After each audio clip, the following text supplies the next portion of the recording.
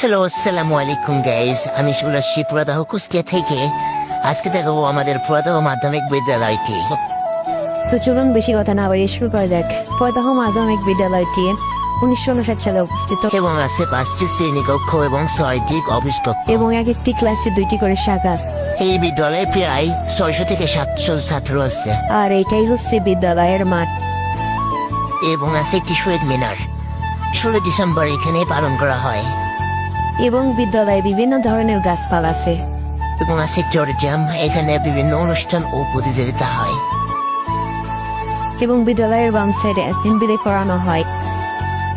বিদ্যালয়ে প্রবেশ করতে দেখতে পাই বাম সাইডে কিছু ফুল গাছ, এটা আরো সৌন্দর্য বাড়ায়। এবং সবকিছু মিলিয়ে বিদ্যালয়ের পরিবেশটা অনেক সুন্দর এবং পরিবেশগত। তো ভিডিওটি কেমন লাগলো অবশ্যই কমেন্টে জানাবেন। ভালো থাকবেন, সুস্থ থাকবেন, আল্লাহ হাফেজ।